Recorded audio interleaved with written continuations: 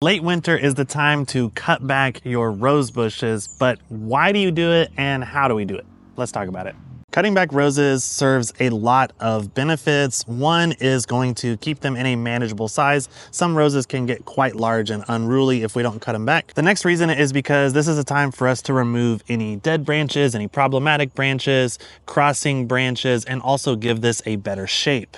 And if done correctly, it's also going to improve airflow, reduce the amount of disease on your roses, and it can improve the flowering on the plant.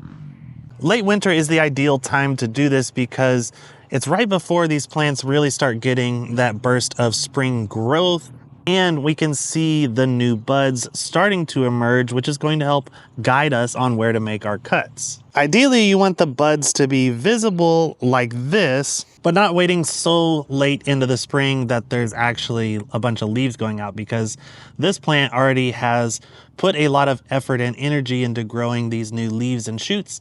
And if you're cutting them off, then you potentially could be harming that plant or at least weakening it.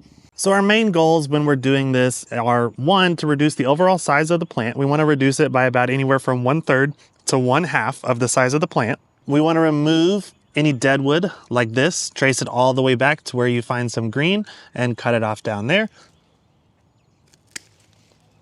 And we want to remove branches or buds that are growing inward towards the interior of the plant. Ideally, we're going to make this rose bush be a little bit more open in shape, kind of like a vase. That way we have good sunlight penetration and airflow throughout the whole plant.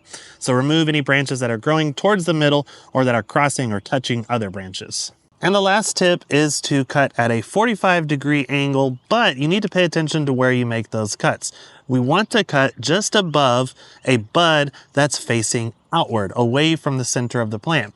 So cutting right here would be incorrect because this little flower bud right here is actually pointing towards the interior of this plant. So that would grow a branch back towards the middle. So instead, we're going to find somewhere else along this stem where we have an outward facing bud, which would probably be a little bit higher right here, and we'll cut just above that.